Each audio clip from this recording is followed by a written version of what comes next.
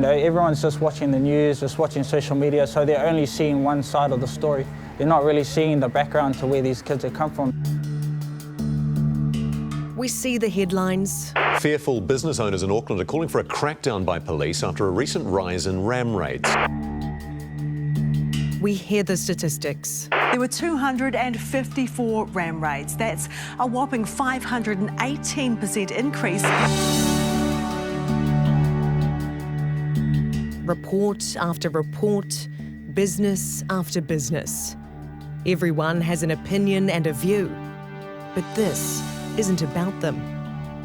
This is about the kids behind the wheel. Because even though we've seen them on CCTV, we still haven't heard from them. This time, we do. So we're out here in Takanini on a Wednesday night. We've just spoken to some community youth leaders. Twice a week, they hold a group gathering where these troubled youths can come out and share their stories. They're trying to figure out how to keep them off the streets, and we're here to try and figure out why they're on them. The youth group is their lifeline and their safe space. Among them is Cam. It's pretty hard to imagine him ram raiding a store because he's just 13. He's the size of a child, but has the rap sheet of someone well beyond his years. On it, 2 ram raids and a smash and grab at a petrol station. Back when they happened, he was just 12. Stole a car, I think it was a Mazda or Nissan Tito. Did a ram raid. I don't know where possible, we did a ram raid, a vape store. A vape store? Yeah. One vape store? Yeah, that night. How long ago was that? Last year. Last year? What was that like being in that? Was it all happen pretty fast? Yeah, you just have to be quick.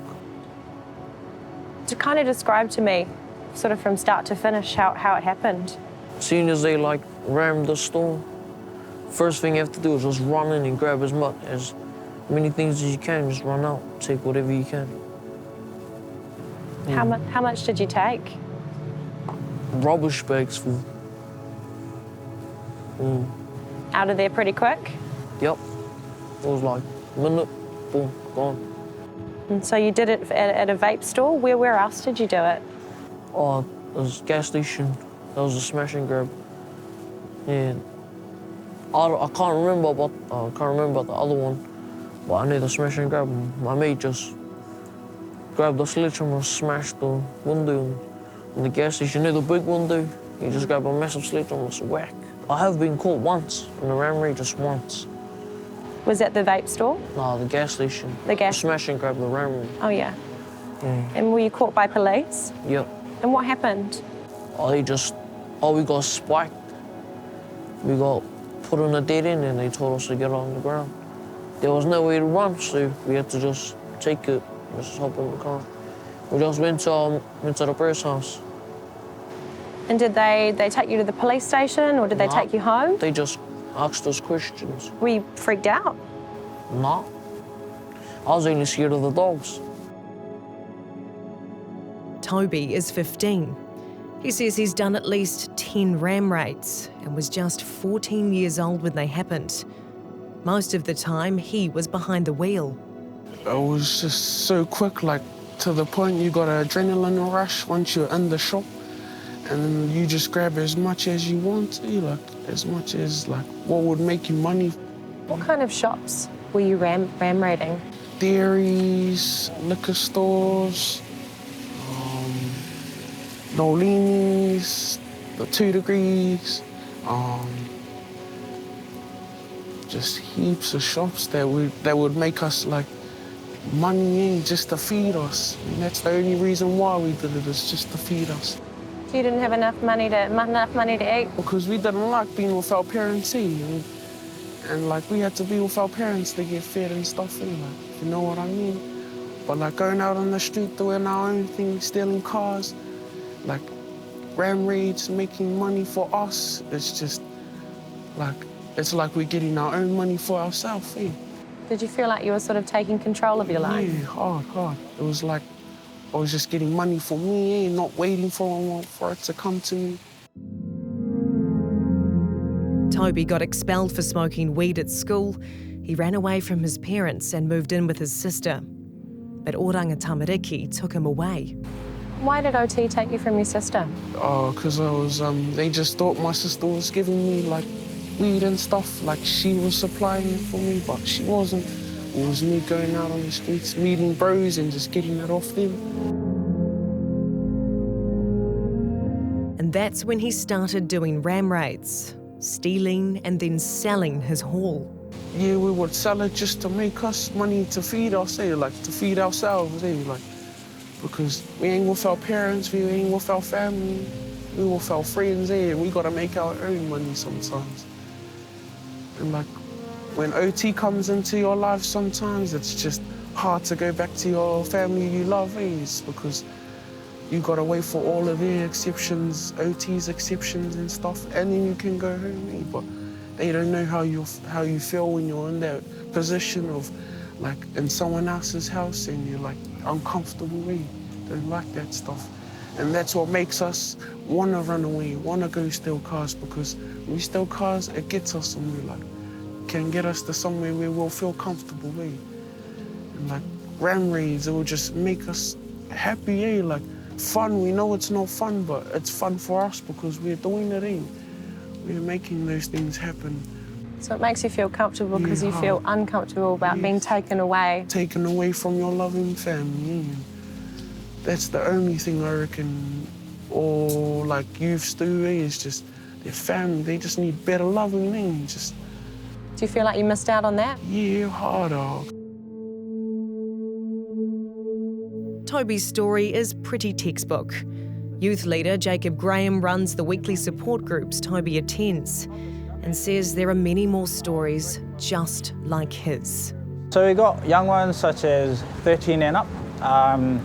So a lot of them have come from a real broken background. No parents.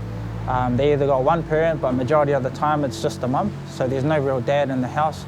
Violent background, criminal history from car thieving, even some ram raiders coming through. And we even have other youths who go through other types of stuff, which is like, depression, bad relationships with either girlfriends or boyfriends, and, just a whole bad upbringing, really. It's pretty sad, yeah. 13-year-old Cam also comes from a broken home. Yeah, my mum's passed. Your mum passed away? And my dad lives near her. He doesn't like seeing me anymore. He doesn't like seeing you anymore? No. Why's that? Oh, I don't know.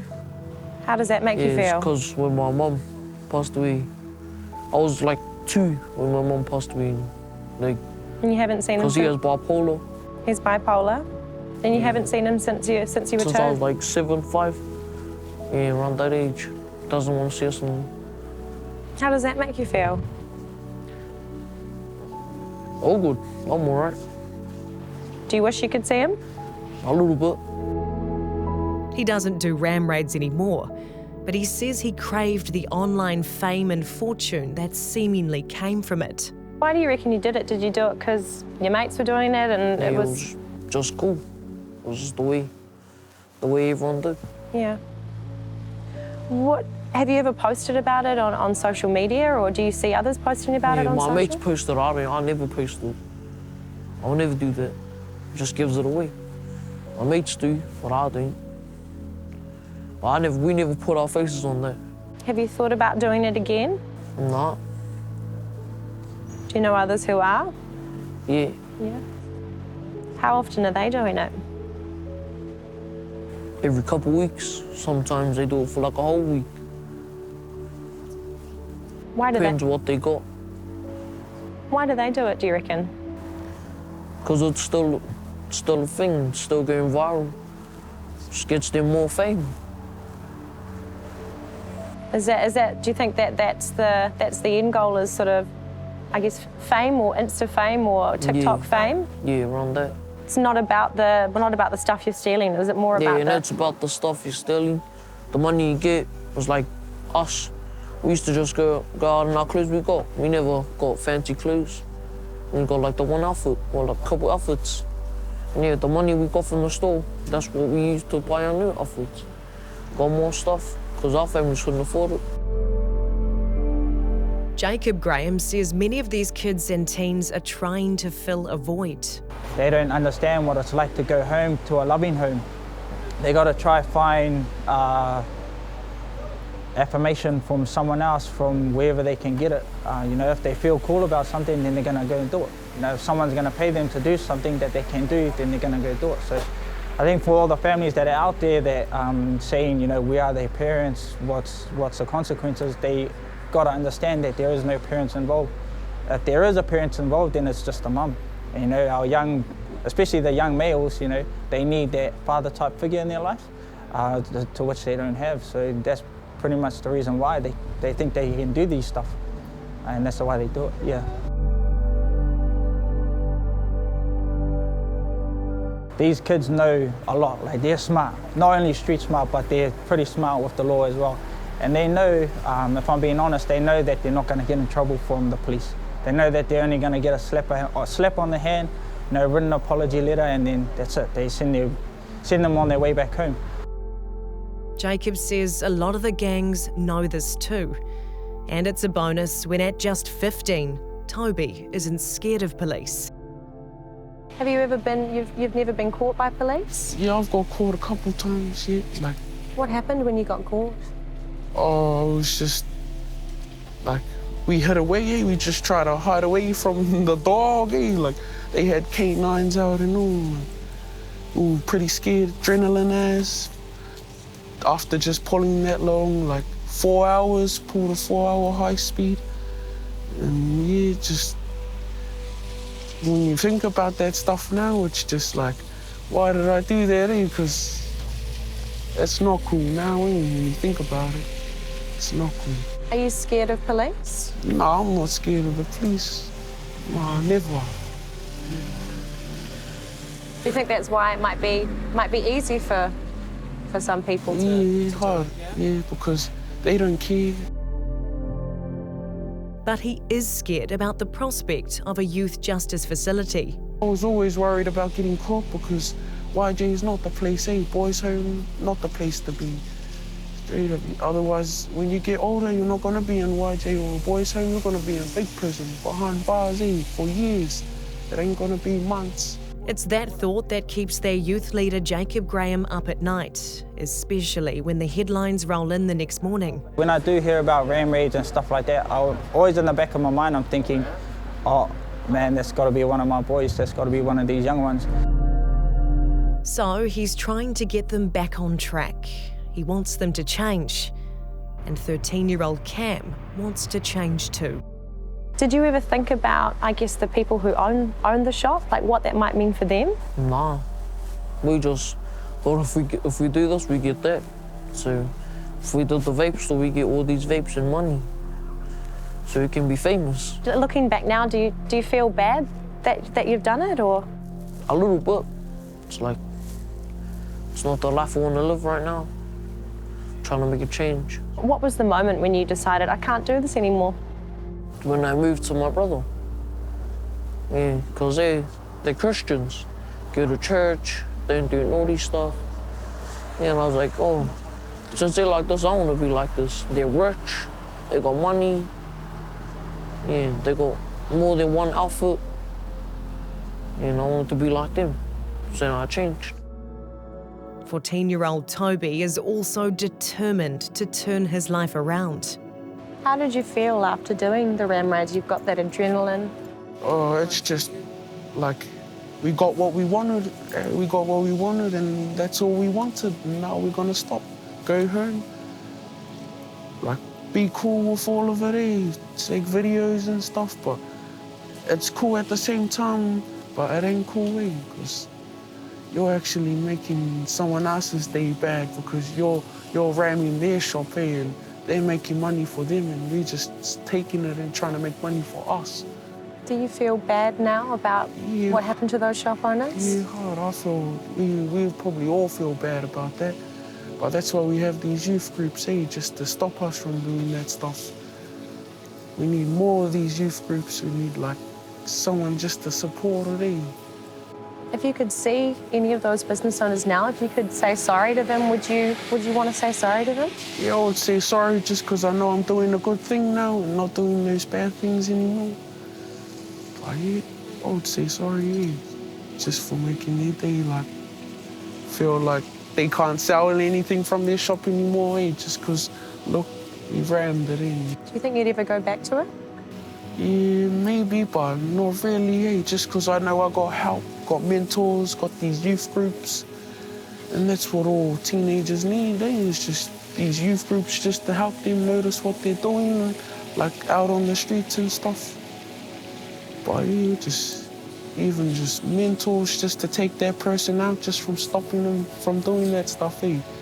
Just little things like that can help us, eh. Like, take us to, like go bike riding. Even that would take us off, like, stealing cars, eh, ram raids. But all of that stopped when COVID hit. The level 4 lockdown meant no more youth groups, no more gatherings, and no more support systems. That's when Jacob Graham believes the ram raids took off. And to turn it around, he says there needs to be more people like him and more youth groups like his.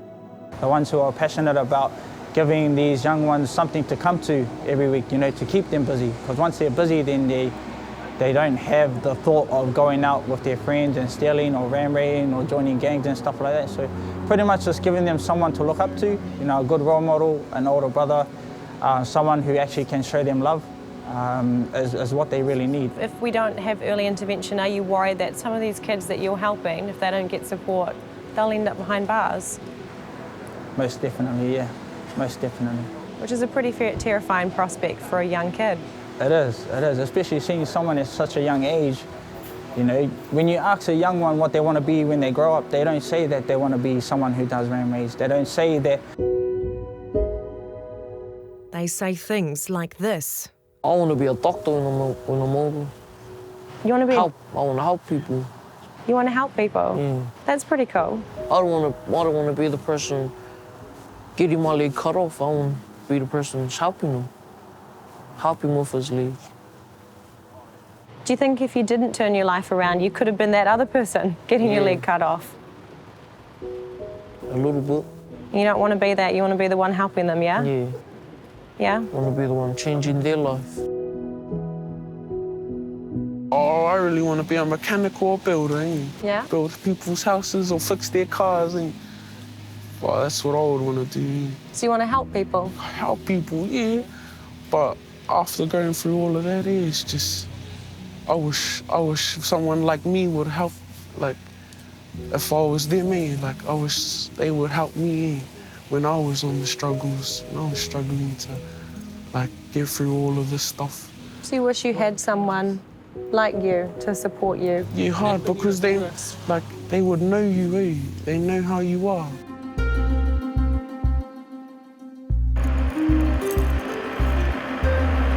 A lot of Kiwis and business owners don't know these kids' backgrounds. All they see is the hooded figures in the dark of night and the damage they leave behind. So we decided to show them. We played that interview with the 2 ram raiders to a vape store owner in Auckland's Sandringham. Say sorry to them? Yeah, I would say sorry just because I know I'm doing a good thing now and not doing those bad things anymore. We also showed the owner of the Lun Ave Liquorland in Stonefields. So it makes you feel comfortable because you feel uncomfortable about being taken away. Taken away from your loving family. That's the only thing I reckon all like youths do, is just their family. They just need better loving, just. Do you feel like you missed out on that? Yeah, harder. The reaction was powerful. Pretty compelling stuff, eh? Yeah, you got to feel for them, really. It's just kids. The fact that he said sorry and wanted to say sorry to the businesses he'd ram raided, do you believe that? See, as a society, we have to listen. You never know what happens tomorrow, but if a person says he has realized he did something wrong and he says sorry and he wants to improve, I feel we should give him a chance. It's empathy you probably wouldn't expect from 2 businesses that have been targeted multiple times by ram raids and smash and grabs. Have a good day. Bye-bye. Subhash Batra owns the small vape store in Sandringham with his family. The corner shop sits on the main drag next to a string of others, some of which have also been hit by thieves over the past month. Batra only opened the shop in November last year, but says it's been targeted 5 times already. Amazingly, the first time when they broke open the door, they recorded the entire proceedings in their own camera. They went home, put the stuff on their bed, displayed it, again made a video, and they put it on TikTok. So that's a clear challenge to the police. Another time, he and his wife were held at knife point. 2 teenage girls, they must be around 13, 14 years old girls, you know. They came, they inquired about vape. When they came back, one of the girls took out the knife and she tells me, get back, otherwise I'm gonna stab you. So she was around 13, 14 years. Like my own child, I told her, don't ruin your life, don't get into this. So please, for God's sake, don't do it. That'll tell you where it is first and foremost. Across town, Andrew Barr, the owner of Lun Ave Liquorland, says he's been targeted 4 times. 2 of them have been, when cars have been involved. One was a break-in out the back. But yeah, it's just OTT. It's just crazy. The cost of it is getting ridiculous, and it wears you down. That's the point. You go to bed hoping you'll wake up the next morning, and you go to bed hoping you're not going to get a phone call at 4 o'clock. That's exactly what happened last month when 3 people ram-raided his store. They drove a car onto the footpath and through the front door.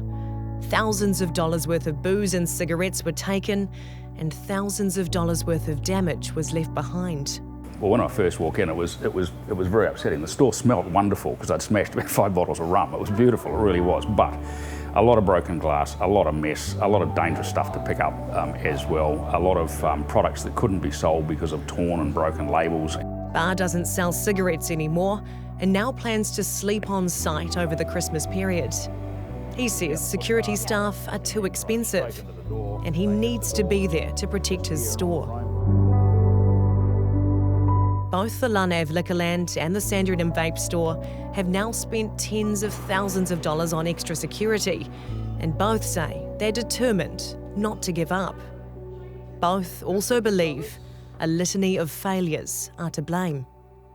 Well, I think there's a societal problem. So you've got, you've got a breakdown of the family for circumstances outside of his control. You've got mental health issues and what have you, and the overriding the gap between the haves and the have-nots. Is there a failure by police, a failure by the government, a failure by Oranga Tamariki, who's got a lot of these kids in their care? Something's clearly not right. I have to make the point that we've got a government that's been voted in to make change, and we're not seeing changes coming through and that are making a difference. Oranga Tamariki is a real issue, and I'm sure there are people in there who are working hard to do the right thing, but there are clearly structural issues in there. It's the parents also, as family, as society, we all need to help them to get out of it. If the people who robbed you came back to your store to apologise, would you be able to forgive them? As a human being, I feel, we should. See, as I told you earlier, that if a person realizes his mistakes and he wants to improve, so I don't mind, yes. So you believe young kids who are doing this, they can change? They can. One can. It's not that it's impossible to change, no, it can. Helping them to change is youth lawyer Harvina Cherrington. Most teens she represents are no younger than 14, but some are behind the recent ram raids. She meets them in court, and often at their most vulnerable. There's so many people involved in their space, in their face, in these appearances, and it can be really overwhelming for the young person. The flip side of that often is sometimes if we have a young person who's had some involvement with any level of those professionals that I've mentioned, are comfortable in the youth court process, and that is a concern in itself.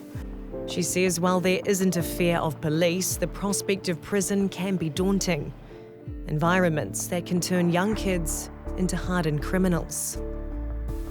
In some instances, they lack a sense of, young people lack a sense of community. They are offered potentially that community by these adults who offer whatever it is they offer for these young people to do what they want them to do. Are we talking about gangs? Are we talking about career criminals? Whether it's a career criminal or a gang member, that's almost irrelevant to the young person because they get to engage in behaviour that they think is fun. They probably know that it's not legal, but that's kind of part of the attraction as well, because there's nothing currently in their lives in place as an alternative. For Harvina Cherrington, the court process isn't the end game.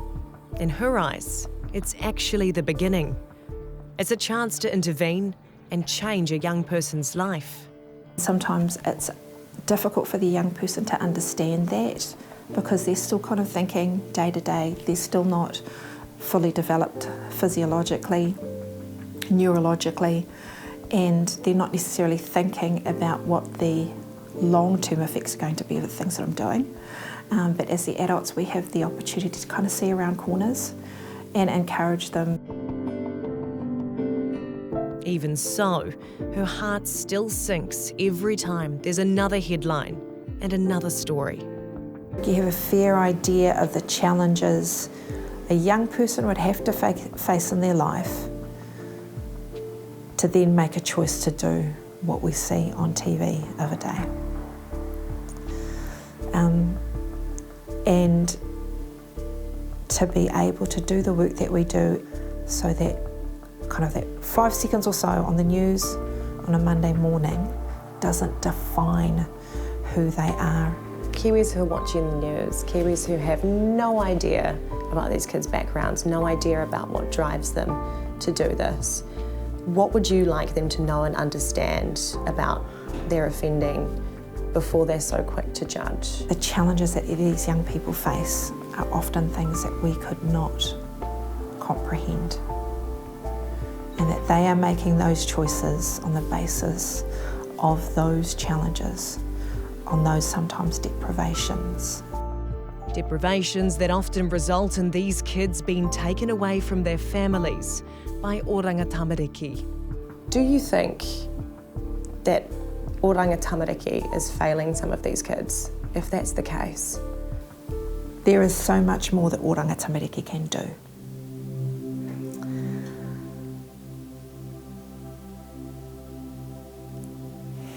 Would I say that they are failing?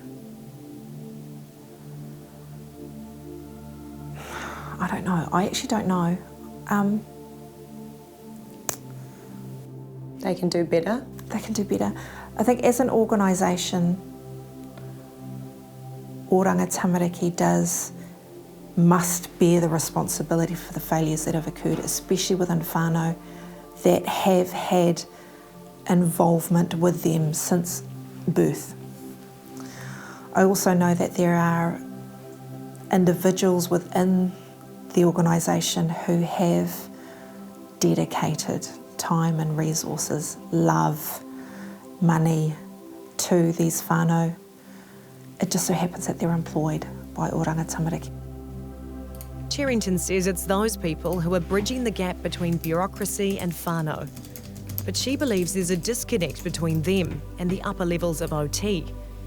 She calls it a difficult dichotomy, and perhaps the reason why 15-year-olds like Toby feel the only way they can control their lives is by doing things like ram raids. That need for a young person to have some level of determination, especially if they have had that involvement with oranga tamariki for so long, for all of their lives. It may feel that so much of what they do and the choices that they make really aren't theirs to make, because there's an overarching organisation who is responsible for doing that. And to hear that that young person felt some level of autonomy because they were able to get resources of their own and rely on their own hard work is concerning.